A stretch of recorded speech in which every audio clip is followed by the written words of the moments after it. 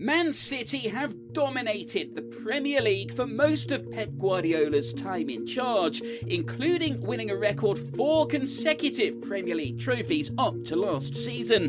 It always seemed like beating City to the title requires close to 100 points to pit Pep to the post. But something isn't right at the Etihad this season. City haven't been close to their best, and recent results have been concerning. Is their era of dominance over, or is this just a temporary slump? Stick around as we take a look at what is going wrong at Man City. Let's start with their journey under Pep Guardiola. When Sheikh Mansour's Abu Dhabi group bought Manchester City in 2008, hopes were high in the blue half of Manchester that their newfound wealth and spending power could lift the club in the same way as Roman Abramovich's millions turned Chelsea into title winners. Sir Alex Ferguson didn't think it would happen, but City's rise from then until now has been the stuff of United fans' nightmares. The ability to sign whoever they wanted, including pinching key players from rival Premier League teams, gave City an immediate boost. But it took until 2012 to win their first Premier League title, which all came down to Aguero scoring a winning goal in virtually the last kick of City's final game that season against QPR. It still ranks as the most unbelievable title-deciding moment in Premier League history, and better yet for City, it meant beating United to the title. 2 years later, and they won it again, but with so many huge players to keep happy, big egos to deal with, and huge expectations, managers like Roberto Mancini and Manuel Pellegrini were binned for falling short. They were top managers, but they weren't the absolute elite. That's where Pep Guardiola comes in.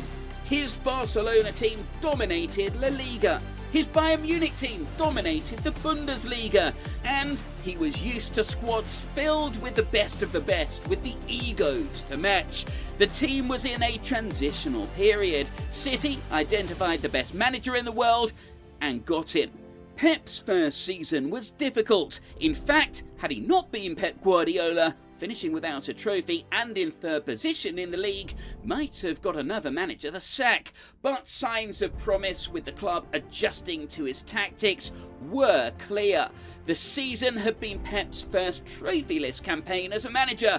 Pep had adjusted to the league, and in his second summer window he signed Bernardo Silva, Ederson and Kyle Walker, 3 players who still remain key at the club.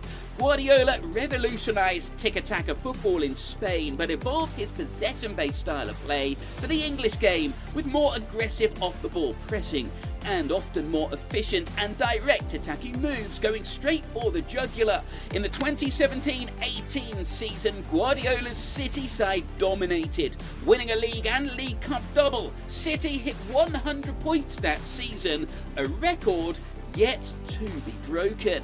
The following season, City did a league and FA Cup double. They struggled somewhat the following season in the infamous COVID restriction hit campaign, where teams played in empty stadiums, and they finished a distant second to Liverpool. City just couldn't quite build momentum as usual. It was Pep's first dip, but it only ever felt like a temporary blip, and the club was still falling short in Europe. Liverpool winning the title sparked a fearsome reaction from City. The next 4 seasons saw them win the league, but also in the 2022-23 season, they finally won the Champions League to cap off an incredible treble winning campaign. If Pep reign suggested anything, it was that the only way to finish above City was for them to be below par.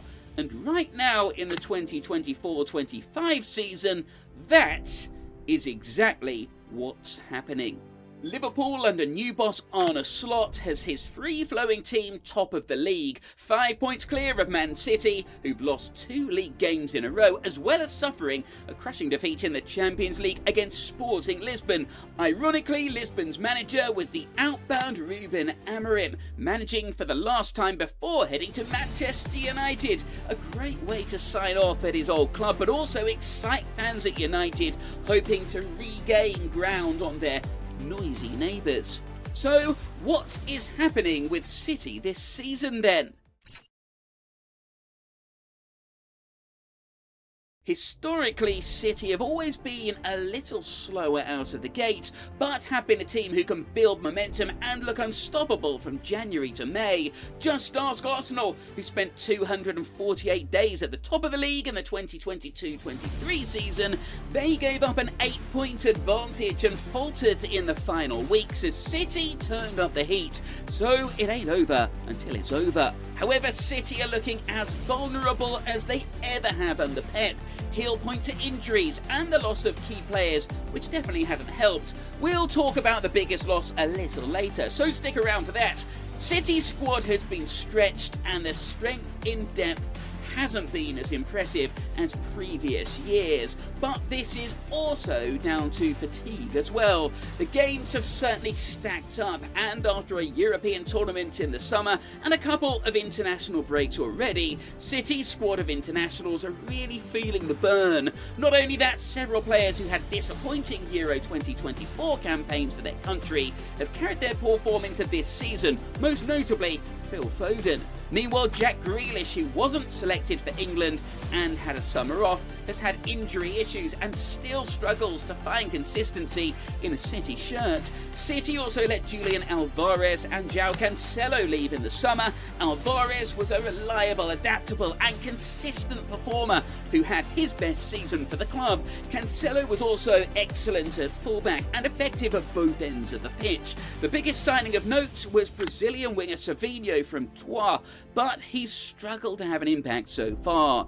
As good as City have been in the past year, if you attack them, press aggressively, and of course shut off the supply line to Haaland, you can have joy, and teams are playing a little bit braver against City now rather than parking the bus. City's drop in performance levels is giving opponents more openings to attack.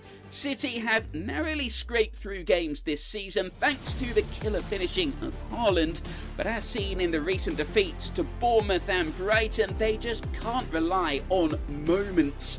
Teams' XG against City is higher this season than previous under Pep. City are averaging more errors leading to shots this season compared to last as well. The most key stat though, they've conceded more than a goal per game, which is unlike City's usually tight defence. The effectiveness of their defence has often been due to a few factors. Firstly, their ball retention and attacking dominance. If the opposition don't have the ball, they can't hurt you. Secondly, a settled backline and goalkeeper has often been key for City, but form, injuries and rotation hasn't helped this season. A number of players aren't hitting consistent levels throughout the side, including Doku, Gundogan and Bernardo Silva. In fact, if not for Erling Haaland being on fire this season, City might be facing worse problems. He scored 12 of their 22 goals in the opening 11 games of the campaign.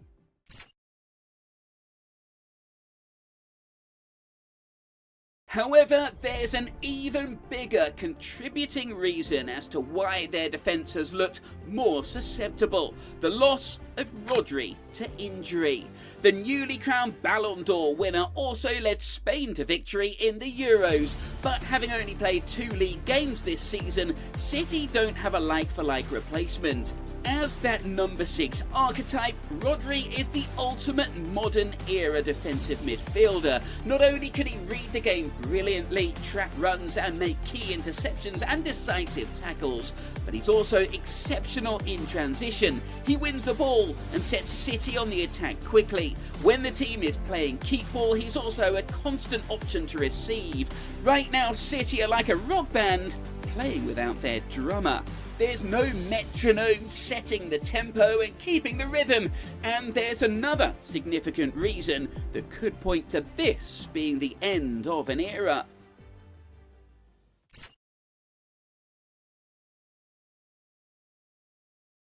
The problem with being on top for so long is the weight of expectation. Guardiola has often said that his team will have an inevitable dip. It's also impossible to maintain. To win 4 league titles in a row, it's just insane. To do it for a 5th time in such a competitive league is also the kind of impossible task usually dished out by a Greek god. The competition in and around the top four has also increased in the past couple of seasons as well. Guardiola's squad hasn't changed hugely in the past 4 years either. A few ins and outs, and even a player like Gundogan, so reliable he left 2 years ago, returned this summer. But he returned at 34 years old, not quite the same player he was. Kevin De Bruyne has suffered a dip in form since he recovered from an injury that sidelined him for much of last season. He spent more time in the treatment room this season too. For the previous 3 title wins before last season, KDB was arguably City's most important attacking player. His vision was unmatched, but his stamina and running power aren't like they were then. He's lost a yard of pace, but it's natural for a player who's now 33.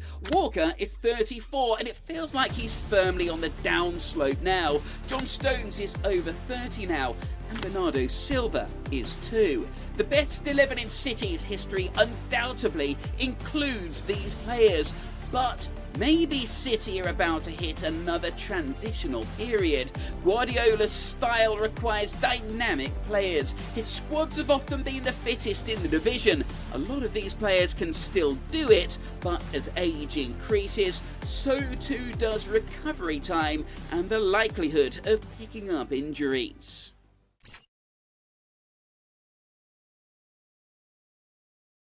But is this the end for Pep's golden boys? The class of '92 had to be replaced eventually, as did Arsenal's Invincibles. It's inevitable, but the question is, now or later? Maybe Pep will turn it around and find an effective way to control games both defensively and offensively without Rodri. He could certainly do with Foden, De Bruyne, Stones and Silva finding close to their best form again. More luck with injuries would also help. One thing is for sure though, teams don't fear City like they used to. But write them off at your peril. Do you think City need to rebuild their ageing squad under Pep? Is it the end of an era? Drop us a comment below and be sure to hit that like button and subscribe. We'll see you on the next one.